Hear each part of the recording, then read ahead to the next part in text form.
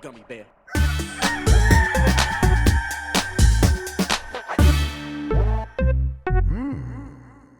It's the internet. You're busy. Let's do this for April 19th, 2023 for the next hour or so. Let me help you sort through the world of gaming on Game S Mornings Live with me, Jeff Grubb. Today, Advance Wars reviews are in. Looting is getting easier in Horizon, and we're going to watch an Indie World showcase. But first, please join me in welcoming today's co-host of Game S Mornings. It's Lucy James. Lucy, how are you doing? Hi, tech issues aside, doing okay, thank you. Discord decided not to cooperate with me this morning, so I'm on my laptop, just entropy? which is why I feel weird. Did entropy just come for your computer and just decide, hey, it's time to make Discord wonky? Yeah, or just, extreme apathy. Yeah, that's that. No, I mean, that's the wrong word. No, it is apathy. It works for me. Existing. Yeah. I'm in a weird mood. Weird mood. Ooh, I like to hear that. I'm just like, when you just wake up. What, in a weird mood? No, I'm just like in a weird mood where, just when just stuff doesn't work and it has no reason to. And I'm like, this is not the foot that I want to get my day off on. I'm going to see Lord of the Rings in the theater tonight. I heard that Return of the King is making a lot of money. People are like, oh, everyone's going to see that. Boy. Yeah, we're going tonight. All 4 hours, baby. Ooh. Although I am sad, though, because Renfield didn't do so well, and I really want to see that, and apparently that's really good. It looks fun, and it looks like an opportunity for a reboot of the Dark Universe, which is all I want in life. All I want is the Dark Universe back. Oh my god. I feel like the Dark Universe would have succeeded if they just had Nicolas Cage involved from the get-go. Exactly. But what do I know? That photo of like Tom Cruise and Russell Crowe all sitting all cool. If Nick Cage was just there being a goblin, that would have been immediately much better. It would have been so good. But you don't think that, do you think all of those people were in the same room? No, I do not. I don't think they were. I don't think they were. Most celebrities have been in the room with other celebrities in a very long time. I think they mostly work on the volume. Everyone's got their own volume in their house by now. ILM's just like sending them out in the mail, and you just press a button and they pop open, and everyone's just acting in those things, except for Tom Cruise. Tom Cruise probably does show up at people's houses, like, let's take photos together. But that's Tom. Yeah, unasked for. It's like, hi, Tom. But, yes, exactly. Sorry. Yes, he just shows up. It's been a while. I mean, how have you been? You've been very busy. You've been keeping up. Were you able to even play a lot of games while you were doing all your traveling and stuff? I did get Resident Evil 4 Remake working on Steam Deck, and I showed. I went back to the UK for a few weeks. I showed that to my dad. Didn't give a shit. No, actually he did. He was like, bless my dad. He's like, he is into PC gaming, but he keeps inadvertently buying PCs that don't have graphics cards in them, or have like a graphics card that can run, Microsoft Word. And so I was like, look at this. This is really cool. And he was like, yes, it is, but I will not buy one. It's probably pretty hard to recognize how impressive Resident Evil 4 is on a handheld, and unless you're in the know, I guess. At this point, it's like, my phone can do that, right? It's like, yeah, probably along those lines. Yeah. But then also the last time I went home, I tried to do the exact same thing, but with xCloud, and I was showing him like Yakuza running on my phone, and he was like, I don't get it. I showed my dad VR, and he had this was years ago. He had a pretty good time, but then we did that one demo that Valve made pretty early on, where you're like talking to the weird things from Portal, and the floor starts falling away, and he was just like, "Oh, fuck this, fuck this." I'm like, just close your eyes, hit the eject button. It was he almost wiped out. If I thought I would have taken my VR headset, but I didn't have enough space. So no, I played that. I played some Dead Island. Mostly been reading, to be honest, which has been quite nice. What are you reading? Been really... So I'm in the middle of, because I'm not to be I think I have ADHD person, but I think I have ADHD because I'm listening to Dune, because I just recognize that I cannot read Dune. I'm reading Ninth House, which is fine. I don't know. Everyone was like, said it was amazing, and I was like, it's good, but I'm kind of losing it. And then I decided to read Lolita because I've never read it before. And I tell you what, that book really is dead dove, do not eat. The Arrested Development joke. Yes, I don't know what I expected. Yes. Yeah. I don't know what I expected.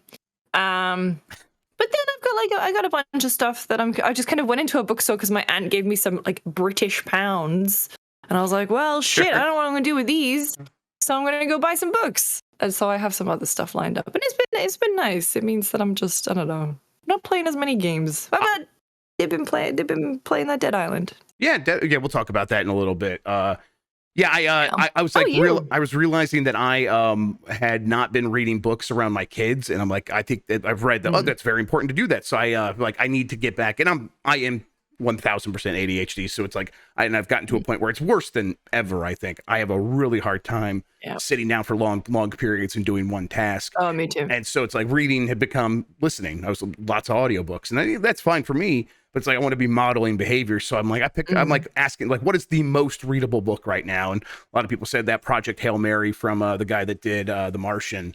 And I started reading that, and it is very readable. But the issue now is I'll read on like we got a big beanbag in the family room. I'll sit on there and I'll read it, and it's just every time 30 seconds later, both kids are basically just sitting on me and getting between me and the book. So I'm like, I'm modeling the behavior, but they're just gonna. They just want to play now because I'm down on the ground. I'm down on their level, and they want to hang. So I'm like, all right, there we go. They make it difficult as well.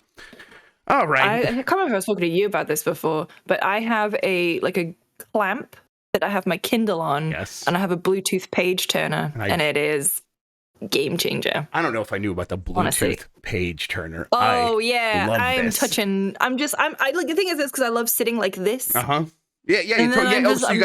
You got it like in the little nook, and you're just like, or I'm like fully like this. One of my favorite things as a kid was going in the basement, either in the winter or like even during the summer, and when the AC was on, and going and like it's just freezing down in the basement, and just kind of getting under a blanket and having the controller under the blanket, and being like, oh yeah, I don't have to look at the controller, it could just be under the blanket. And it had a cord, but I was sitting close enough. It's like, this is so cozy, and I'm like, that whole feeling is just very good. So I'm like, what you're laying down, I'm picking up. I want a Bluetooth page turner. That's what I need next. All right. #ad #influencer. All right, let's get into this mess. But before we do, let's explain what we do here. Most weekdays, I, Jeff Grubb, will help piece your gaming life back together. That includes breaking news and maybe even some of our own original reporting. For all these topics, I'll get the input of a bona fide expert who will make me look smart. If you were watching live on Twitch, welcome. You can always listen to the show later on podcast feeds by searching for Game Mess Mornings, or find the RSS on giantbomb.com. You can also catch the show later with chapters and timestamps on YouTube. Hello, YouTube. Okay, we have a lot to get into, so let's start the morning mess with Advance Wars Review Roundup. A bunch of Advance Wars reviews came out this morning. Pocket Tactics gave it a 10 out of 10, which I think makes sense for a site called Pocket Tactics. They said Nintendo and WayForward. It's that time to shine, baby. Exactly. This is what they've been waiting for, and here it is. Nintendo and WayForward deliver the blueprint to the perfect remake with Advance Wars 1+2 Reboot Camp, offering new ways to engage with timeless gameplay. Whether it be for fans of the series or strategy newcomers, there's something special here that is worthy of the endless hours of play. Jake Decker over at GameSpot gave it a 7 out of 10 and said Nintendo and WayForward deliver the blueprint to the perfect remake with Advance Wars 1+2 Reboot Camp, offering new ways to engage with timeless... Oh, wait, I'm sorry. This is I just read the same thing again. I must just copy that on there again. So, my bad. And then Josh Broadwell at Game Informer gave it an 8.5 out of 10 and said Advance Wars 1+2 Reboot Camp might not include new material, but it presents a strong case that classic games don't always have to change to be relevant again. Sometimes they just need a second chance. So, the Metacritic, I think, is like right around an 85 or 82. I think 82, actually. That's pretty good. I'm pretty excited for this game still, but this seems like that's pretty good for a remake that isn't trying to do a ton of new stuff. It's mostly just a visual upgrade, right? Yeah, I mean, that's pretty. That's cool. I mean, I'm not gonna lie. I'm not really that familiar with Advance Wars. I think that's cool. I'm interested in reading Jake's review, and that's why I gave it a 7. But I guess also we are in this random year where remakes are just like absolutely killing it and knocking it out of the park. So yeah, I'm interested in it. But then again, I feel so bad. My Switch has been gathering dust ever since I got my Steam Deck. Yeah, I haven't even I picked up my Switch. I picked my Switch yesterday because I was like, I was going to do Last of the Nintendogs, my other podcast, and I was like, oh, I should play something on there. And even then, I'm like, I looked at like what the recent releases were, and I'm like, I'm just going to go actually play these games on the Steam Deck and then talk about them. because they're pretty much going to be the same, even though they're going to run better on the Steam Deck. And it was like Disney Speedstorm and Minecraft Legends. And so, yeah, those things are out on Switch, and that's fine. But it's, those are the big releases right now until, Advance Wars is coming out later this week. And then, of course, Zelda in May. There's a ton of stuff happening still on the system. Small indie game, Zelda. Exactly. And they have the Indie World today, and they might have a Shadow Drop. You don't know. So it's like things are happening there. But I'm with you where it's like the Steam Deck is taking up a lot of my time. The only game that if they're going to Shadow Drop, like it has to be Silksong. It has to be Silksong. You're just setting yourself up for such heartbreak. I don't I'm know not even why. a Hollow Knight fan. Like I can't play Hollow Knight. I'm shit at it. But I want it for all of my friends. Now, I want it for all my friends. I just want them to be able to have it and play it. Because didn't they say at the I was going to bring it Xbox up. Showcase last year, they were like, yeah, it's going to be it was something like the first half of the year or before fiscal year or something. So they said every game in this showcase will be out in the next 12 months. And that was just demonstrably not true at this point. But we have not heard it's not true about this game yet.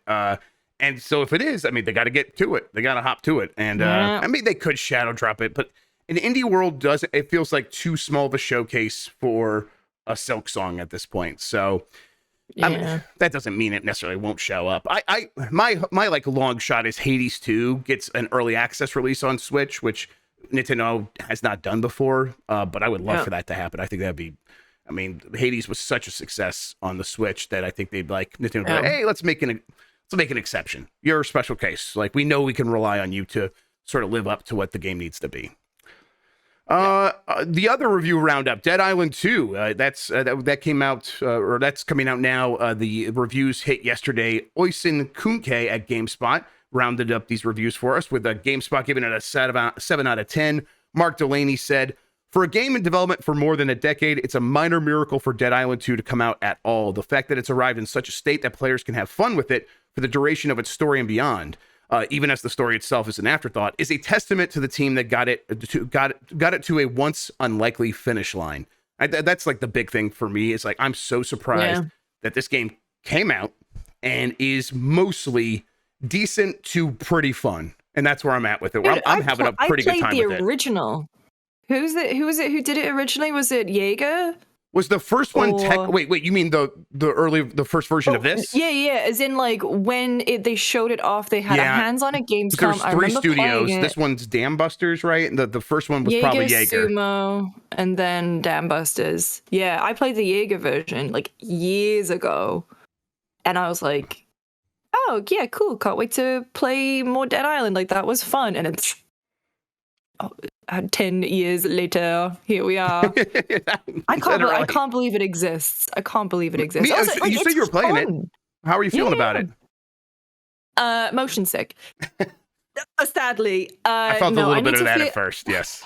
Yeah, I need to figure out the settings a little bit. But I'm having a good time with it. Like, I feel it's nailed the tone really well. It's I'm not that, like I said, I'm not that very far in because I had to stop because of motion sickness. But I was talking to Jake Baldino and he gave me some setting ideas to fiddle around with.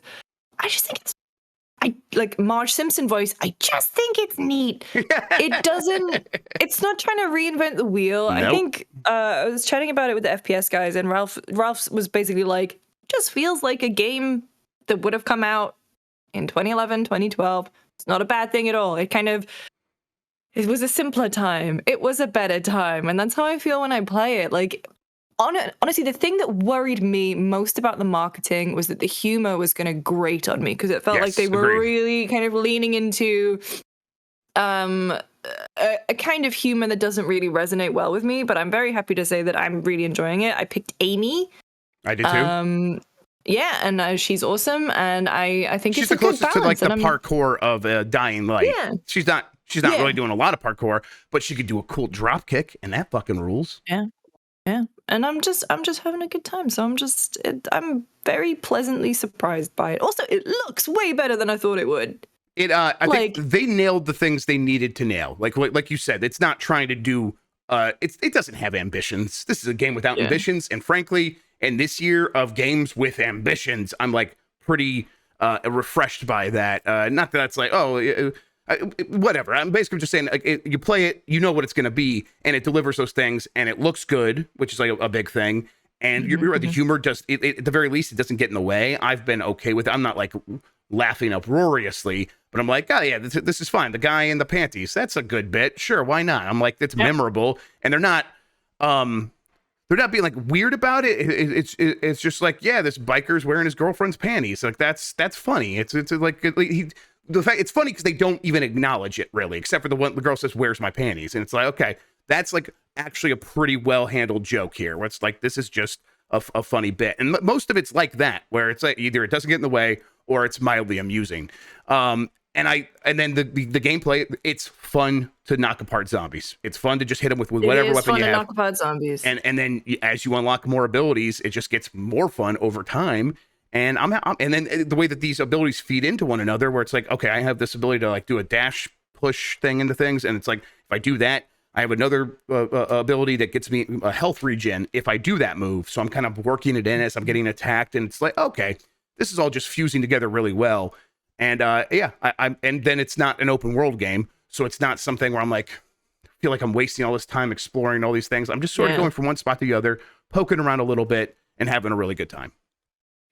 Also felt like, and like I said, I am very, very early on, because I am weak-willed and can't force myself to, dry heave my way through motion sickness. But like, even the little areas that I was coming to, it didn't feel like way too overbearing. Like the very first thing you do, once you get out of the initial areas, you're going through a mansion, and it was like, this is manageable, man. This is not me, trawling through a place hoping to find something. I didn't feel like my time was being wasted in the encounters. Everything felt very deliberate. A good tutorialization, which is, I know it's all I can really speak to because I've only really played the opening, but like I was like, oh, this is just, I'm gonna put a podcast on, or maybe more of Dune, and listen to it. So FOV I put up to 100. I turned off motion blur. There was a dot reticule on the screen at all times.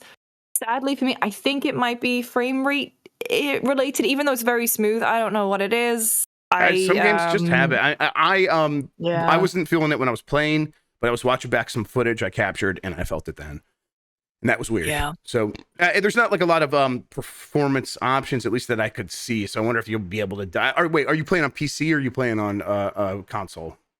It's 5. Yes, I was playing on Xbox. I wonder if it would be better on PC. Ralph said he was playing on PC and he said it was totally fine. So yeah, I wonder if that might be better. The game's sitting around like a 75 on Metacritic right now. I think that's right. It's like, I think it's a pretty good 7 out of 10 game. It's a really good 3 out of 5. And for all that entails, and that'll be related to the poll question later. I'm gonna try it. Ushin, is that how I say Oisin? Is that Ushin? I am not That's what sure. Lexi tried to teach me. One of those is right, and we'll see if we can get it there. IGN gave it a 7 out of 10. VGC gave it a 4 out of 5. PC Gamer 55 out of 100 said, apart from the admittedly impressive technical performance, it's hard to find much reason to recommend Dead Island 2. Although the combat feels responsive and intuitive, it sadly does little to compensate for the game's numerous shortfalls, especially when said gameplay barely evolves throughout the game's 20-hour campaign. I think over time the game might wear out its welcome. Although that's 20 hours too. Yeah. What? Yeah. What? Yeah. Thank you. Right. This game could easily just be like bloated out to 30. But yeah, I think that like every sort of reaction to this game is pretty valid. I will say $70. Right. This is a $70 game. I believe so. I think it's one of those ones very easy to just wait for a sale. It's probably gonna be it's probably going to be down in price here pretty soon. Yes. Gotta recoup that 10-year dev cost somewhere. All right, let's see here. Asheen. Okay, Asheen. All right, that's okay. It's an Irish name. That makes a lot of sense now. Okay, moving on. 4 Sega games, Mega Drive games have been added to Switch Online's expansion pack. This comes from Liam Doolin at Nintendo Life. Nintendo has just added 4 more games to the Sega Genesis / Mega Drive app for the Switch Online expansion. That includes Capcom Street Fighter 2 Special Champion Edition, Pulse Man, which is a Game Freak game, the people that make Pokemon, Sega's side-scrolling action game Kid Chameleon, and Sega's Flicky, an arcade classic that I really enjoy. Postman is set in the far future of 2050. Oh, I love that. That's incredible. People really like Pulseman, and people were very excited about it. I've never played it, but I like a lot of Game Freak's non-Pokemon games. Drill Dozer is great. People love Pocket Card Jockey, not Junkie. Yeah, so I'm excited about this. Mostly, it's just like, oh yeah, we were just hanging out last night, and suddenly Nintendo drops 4 more games onto the Genesis thing. Maybe they've conditioned me to to have low expectations, but we might never get another game in this Genesis thing on Switch. But I've been pretty happy with it. I'm like, hey, that's 4 cool games that they're adding there. I don't know. How do you feel about it? That's really cool because God, Switch Online when it first launched, I remember did not exactly blow anyone away. That's right. And so I'm really glad. Nintendo's not attempts, that feels mean, but like Nintendo's foray into online stuff has never really been any kind of resounding success, but it is really kind of nice and reassuring to know that they are actually adding a bunch of stuff, continuing to do so, continuing to look at it. These games aren't necessarily for me, but goddamn, if I don't respect the joy you're all gonna have at home playing them. Yeah, it's there you go. It is like, it's weird how they come in batches for Genesis, and then Game Boy Advance gets 1 game a month, and N64 was getting 1 game a month, and sometimes they skip a month. How they decide to roll these things out, it doesn't make any sense. It is a trickle, but it's been years now of Nintendo trickling classic games out in one form or the other on its platforms. So yeah, I'm definitely at a point where this is just it, and I have a million ways to play these games if I really want to. So maybe that's why I have like a kind of a soft hands approach to it, where it's like, oh, it's kind of just nice that these games pop up and now everyone's playing them. And that gives me a reason to check back in on them. Or it reminds me about this Pulse Man. And I'm like, okay, I've heard people talk about it. Now I'll finally go check it out. And it's easy. I'll just pick up my Switch and play it. But I think if people are just gaming on their Switch and this is their primary platform and they want access to these classic games, I bet most, either they don't think too much about Nintendo Switch Online, or they are frustrated by Nintendo's lack of communication overall and the sort of slowness of bringing these games to the platform. I don't know. Yeah, I mean, Xbox and PlayStation and Epic and Steam, I guess, like all communicate this kind of stuff. Amazon Games, everyone communicates it way better. I think Nintendo have come a long way, definitely. But I mean, even to your point that I don't even consider, like right now I'm writing, you know how you were like, hey, you busy this week? And I was like, yes, because I am writing a History of Zelda feature. You fool. You absolute fucking fool. Even I am not like, oh yeah, I should just go and Switch Online. Like it doesn't even, so yeah, that's maybe why I'm in such a weird mood. It's just because all I've been doing is I bet. Wait, so is it like the factual real world history of Zelda, or are you doing a lore history, or both? No. Like the real world. No. Okay. So we did.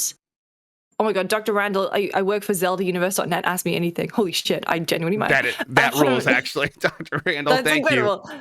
You. No, so Adam worked on the complete Zelda timeline. We released that, but we also have a show called History of, which is all about like the development impact of a game series. And for ages, I was like, I'm gonna do Zelda, and then now I have fucked around and I'm finding out.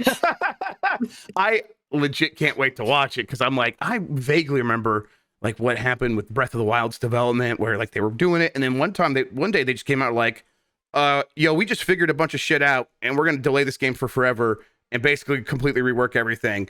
And I'm like, I want to, like, if there's any extra details out there about that, I'm so desperate. The thing I want most in this world, Lucy, honestly, is for Nintendo to release a ton of materials about what Breath of the Wild looked like before it got that reboot. Not because I think it's like probably some lost great game, because I just want to see what broke them and made them think we can't do this again.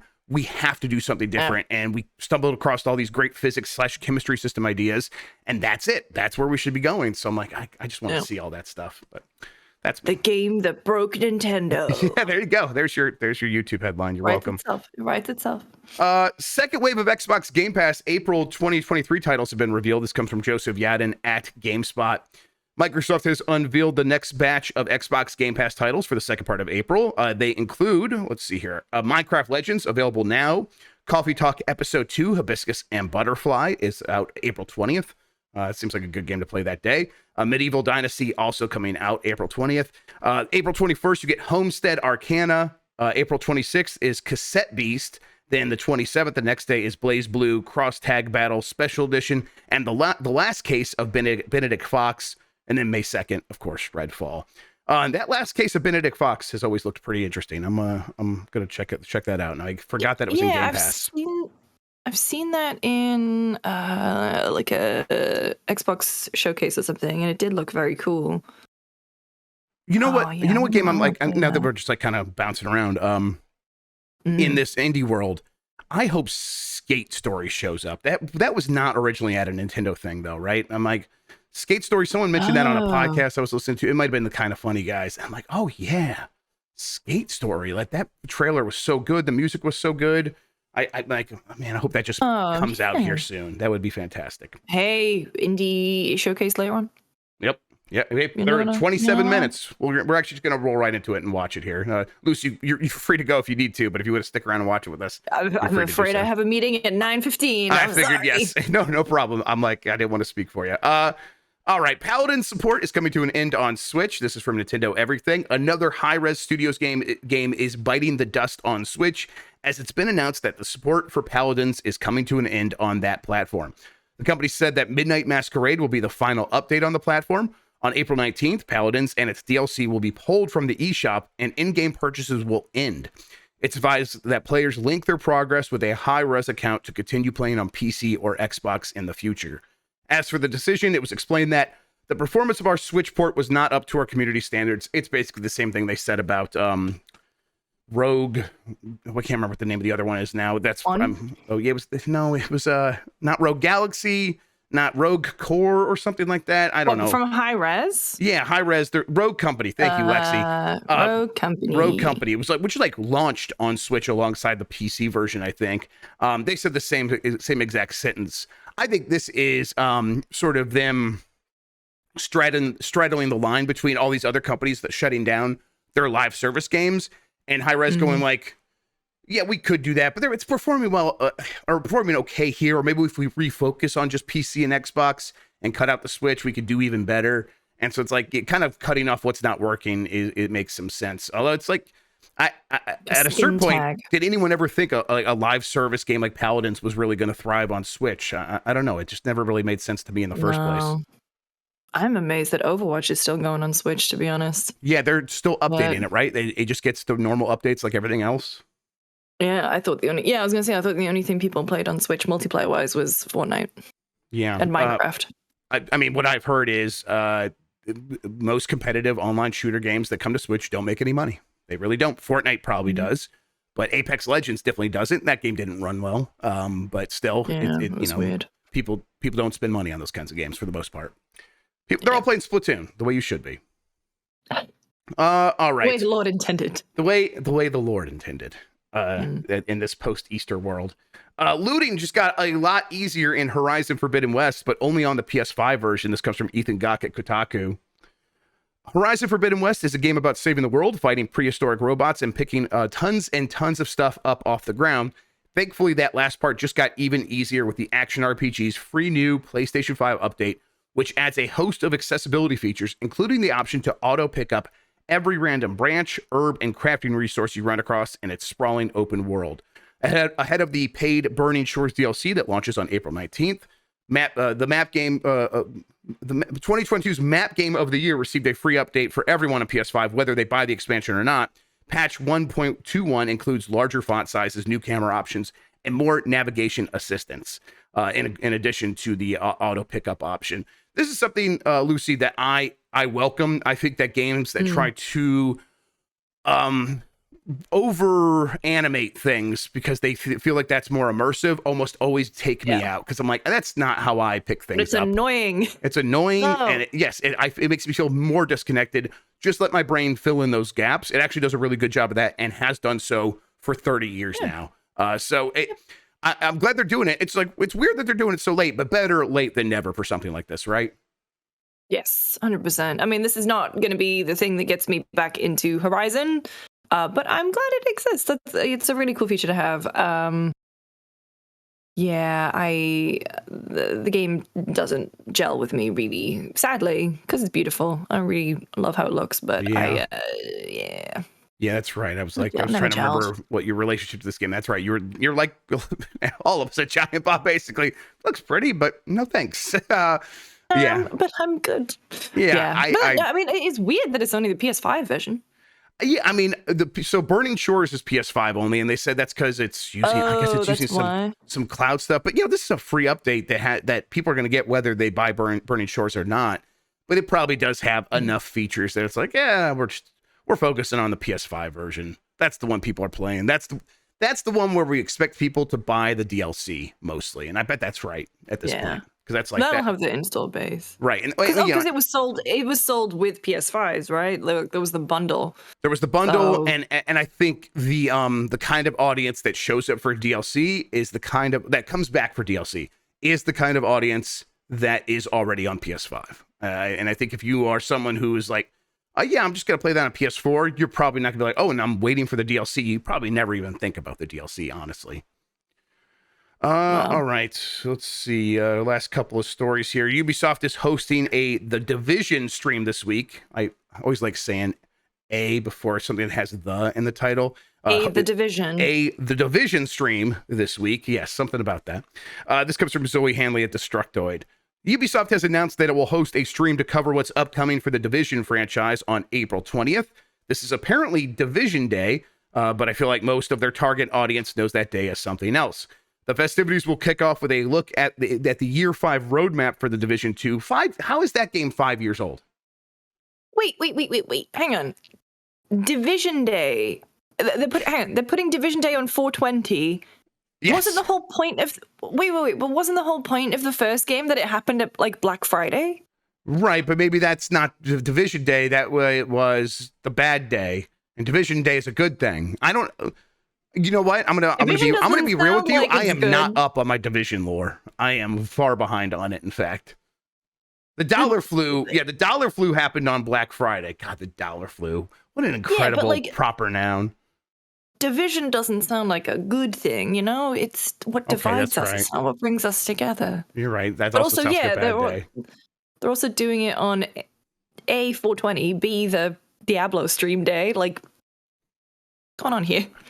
I mean, I think brands trying to make their own day happen is it's cute until it's something like the Division, and then it's a bit sad and pathetic. That's nobody cares. I'm sorry. The Division freaks out there probably do, but there's not as many of those. Diviz heads. Yes, exactly.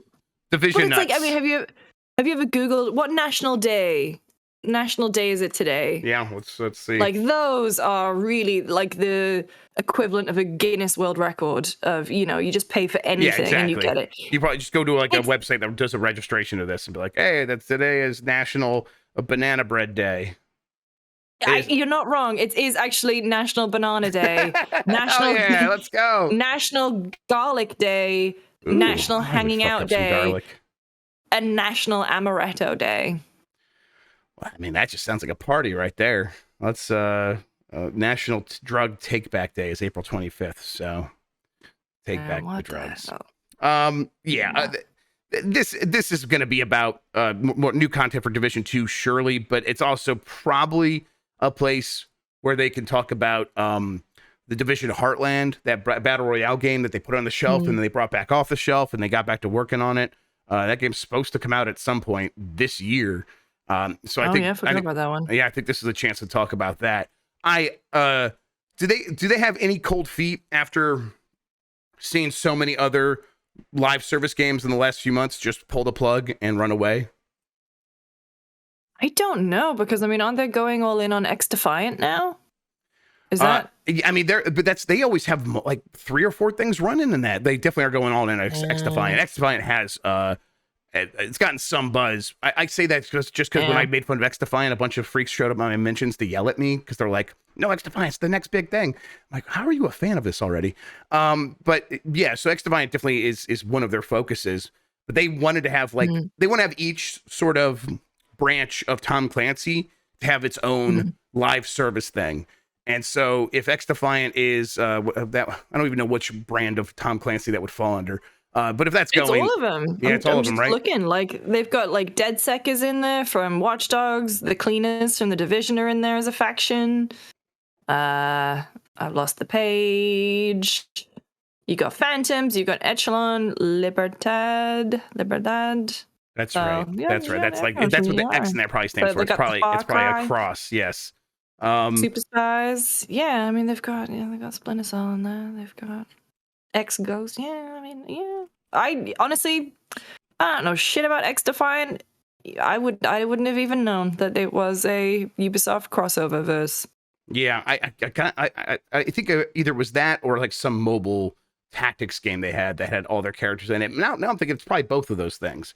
But yeah, they want to have a bunch of these live ops going at the same time, and they want to like if they have a big brand like The Division separate from X Defiant, like it needs to have its own thing. And so here they're going to try to pull off Heartland, which I don't think we know much about. Lexi in the chat said it might be a survival game.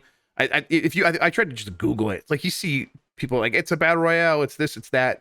I guess we're gonna see here eventually. All right. Ghostwire Tokyo runs worse on Xbox Series X/S than PS5, reports say.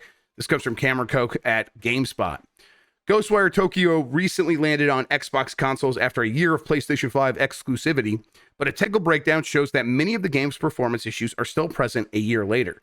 Even worse, the title seems to generally perform worse on Xbox Series X. A new analysis by Digital Foundry shows that many of the same issues that plagued the PS5 version have carried over to Xbox.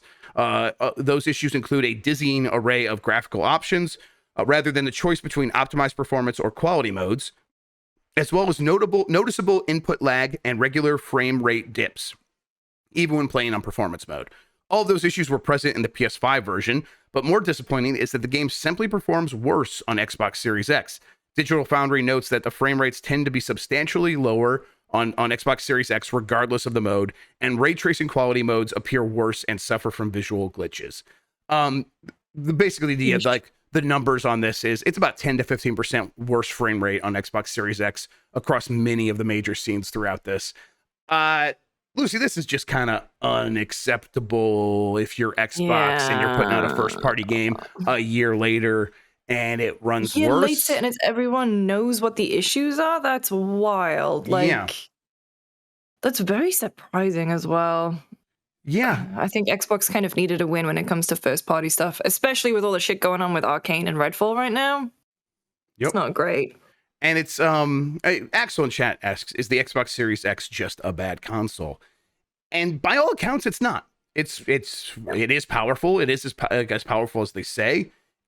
And power, we said since the start of this generation, it's mattering less than ever, because really to get the most out of things, it's time and money. The limiting factors are no longer power, it's time and money. And I think what this seems like to me is the company's putting games out on Xbox Series X where this has happened, and now here is they're not spending the time and money to get things right. And that's why this is unacceptable, because this is an Xbox company doing that now. That is just it taints everything that Xbox is doing when something like this happens, because it's like, how can we trust you? Why should I continue to invest in your platform if you're not investing in your games that you're putting out? Like, it just doesn't make any sense. It's very, very strange. I mean, part of it is, obviously, Tango. Well, no, you can't even say that, because Tango being Japanese country, it's with way fewer Xboxes. They made the game for PlayStation, whatever. But someone at Xbox, this would have gone through cert. Someone, how did it not? I mean, I'll just maybe it's just fundamentally in the way the game is made. I don't know. There are rumors going around right now that a lot of the people, not necessarily Phil himself, but right below him, are kind of feeling a lot of heat about the state of things, and really it comes down to their games and how much money they're making. But it's got to also be situations like this where, you know, a game like this could make more money if it came out and was and ran well and didn't have these negative stories associated with it. But just like the negative headlines.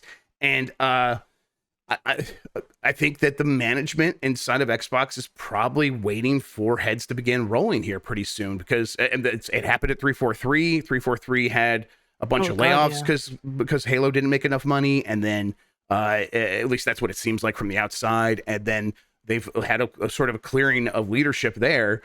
And I think, you know, if things don't change quickly for Xbox, if they don't get a series of wins, then I think a similar sort of clearing of executive leadership is due at Microsoft. At least that's what the vibes are, according to a lot of the rumors that are coming out of there right now. So this is just the latest thing to speak to that.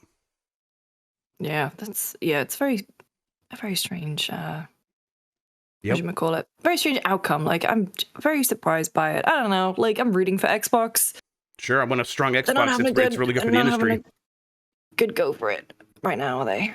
Yeah, it's hard to pin down why, except for you know, the things I've always heard is the internal politics in a big corporation really are sort of damaging to making games. But it's like, man, a lot of other companies figure it out, so that's almost no excuse. But who knows? It's so Byzantine inside there that maybe it is especially troublesome, and it would require a sort of resetting of the structure over there in terms of who's in charge of what and who oversees what and who turns the screws on making sure that a game really gets over the finish line in good quality. Is there even anyone doing that right now? It right from the outside seems like not really, at least based on stuff like this headline. So intrigued to see how Starfield runs when it launches. Yeah, that game's going to be 30 frames per second on console. They've only shown it in 30 frames per second, so it's not like the Redfall situation where they showed 60 and they're like, and it's also only going to be 30 on console. So like, well, we showed it at 30 because it's going to be 30. Get used to it. I'm like, okay, that I'm going to accept. I just don't want it to be such. I want it to feel as like the most polished Bethesda game. It's still going to be a mess, but if it's the most polished Bethesda game, that goes a long way, I think. But we'll see. They've delayed it a lot. Damning with high praise. Yeah. Oh, yeah. I mean, for me, that's like, I'm fine with where Bethesda's. I've always been fine with Bethesda's bugginess. That's to me. Me too. I love like the a possibility space that I can play around in. But yes, you're right. I mean, especially like I'm okay with 30 frames per second on. I'm not. I'm going to play it on PC where I can get it 60 frames per second. So there we go. Final story here. The Sims 4 now reaches over 70 million players, according to EA. This comes from Tom Ivan at VGC. Electronic Arts has claimed that The Sims 4 now reaches more than 70 million players around the world. That makes the 2014 release the most widely played game in the 23-year history of the life simulation franchise. According to EA, the latest entry in the series has attracted more than 16 million new players since the base game went free to play in October 2022, and average weekly users have increased 53%. The Sims is like ascendant right now, and do you think they have the capability to carry that momentum into Sims 5, which is still a ways off, but do you think they have like a good plan going forward of like keeping Sims 4 stuff happening while going into Sims 5?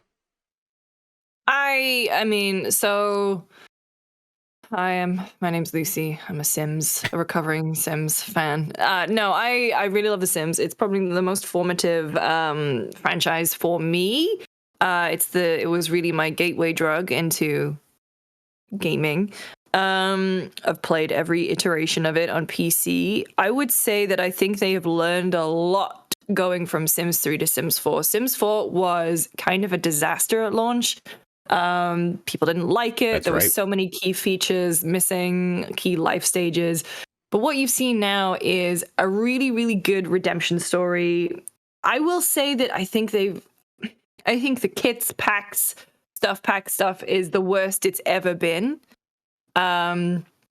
Like fucking greenhouse stuff is the one I think they just launched or just announced. Knitting stuff, like there's cool things, and then there's like the absolute minutia bottom of the barrel stuff that you are selling as a pack. Yeah, very, very niche for only a certain amount of players. But then that has a knock-on effect because if you go into the gallery and if you don't own all the packs, you can't necessarily download like all of the like pre-made Sims and lots and houses that people have put on there. Anyway, Sims has learned a lot, they've been really, really good at fixing the base game and then making it obviously free. So they have fixed things like adding in a life stage or two that we're missing, like making sure that there's good quality of life stuff going on in there. I think they know what they are working with now, and they will hopefully take those learnings into Sims 5. The thing is, as well, is that I think in terms of a community team and as a dev who speaks openly with their community, they are pretty much they are way out in their own field. Like, they are so good at communication. They have a really good thing going with like the Sims, like their creator network with the game changers. They actively bring in like the biggest content creators to make lots and things and make suggestions for the game. So that was a long-winded way of saying I think they realize how badly they fucked up. I think they realize how lucrative The Sims is, and they are not going to want to mess that up. Yeah, and EA certainly will not want them to mess that up. It is very important to their future. It hits an audience that they struggle to hit in just about every other way.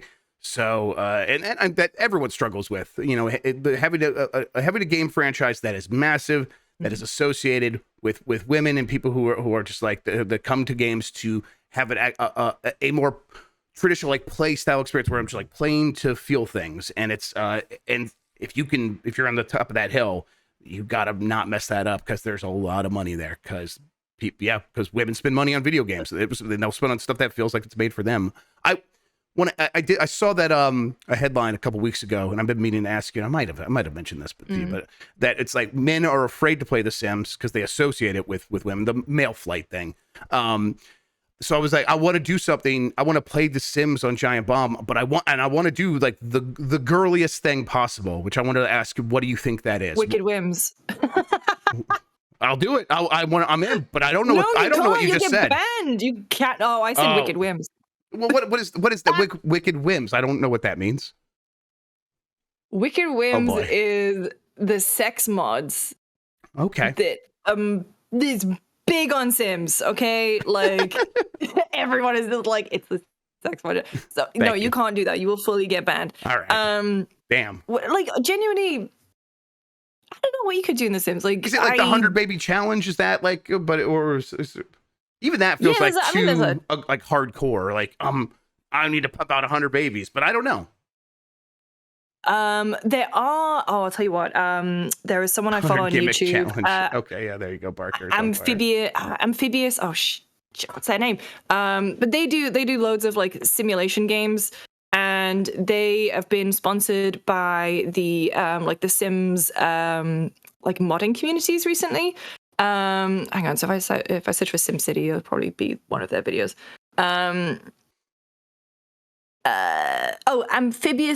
Ambiguous Amphibian, that's it. Okay. And so they've been doing a bunch of stuff on Sims recently where they have been like putting 100 Sims on one lot and trying to make them all be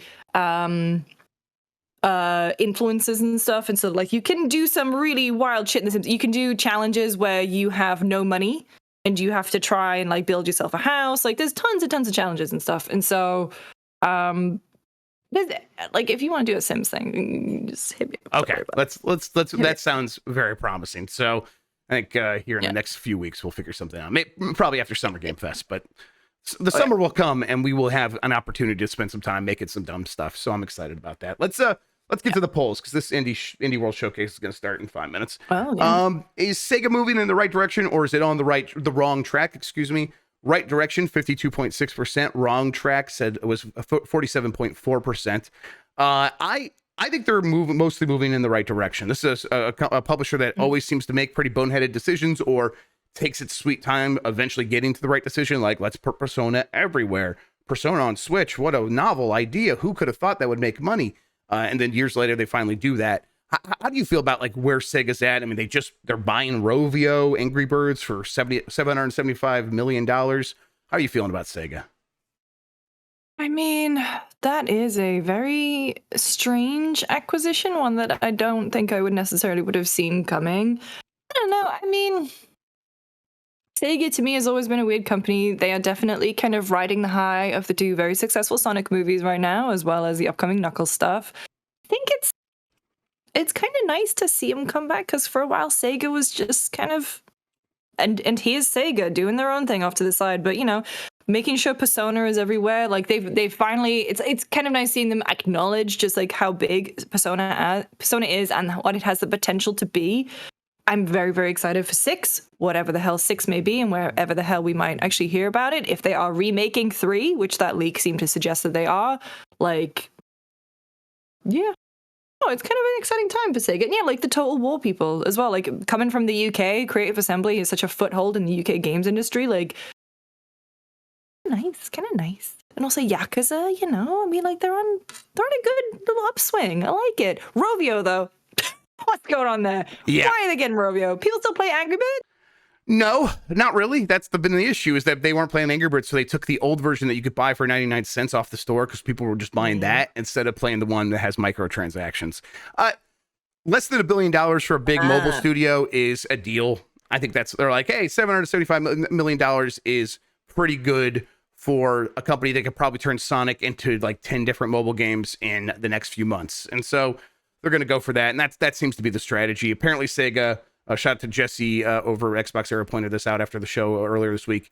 Apparently Sega had like $1.5 billion in the banks. And so that money's burning a hole in their pocket. Inflation is still happening. They had to spend it on something, because otherwise, I guess they could have gone and bought the S&P 500 index fund or something. But it's probably better to go out and buy something that can generate revenue and execute on a strategy. And it's still weird, but it makes some sense when you have to really break it down. New poll: how are you feeling about 7 out of 10 games right now? Do you always play them? Do you play them after a discount? Do you play them when they're in Game Pass? Or you don't have time for 7 out of 10s? We're going to talk about this on Giant Bomb tomorrow. Speaking of Giant Bomb, we have the Connectivity Compadres happening at 1 p.m. today. We're going to have the Blight Club tomorrow. There's all kinds of stuff happening on the site. Definitely tune in. We are recording Jeff's after this. Fantastic. Yeah, because we couldn't do it on Monday because fucking John went to go see the It's Always Sunny podcast live, and I'm mad at him. That's really but I'm fun. happy for him at the same time. That's fantastic. I like that a lot. Yeah, me too. Very envious. Okay, I think Lucy, thank you so much for spending today talking with me about video games. I really appreciate it. Missed you. Missed you too. Thank you for coming back and hanging out with me. It's awesome. Hey, you're the best audience of gaming. Till next time, have a good one. Take care of yourself. We're going to watch the Indie World Showcase right now. Until next time, goodbye.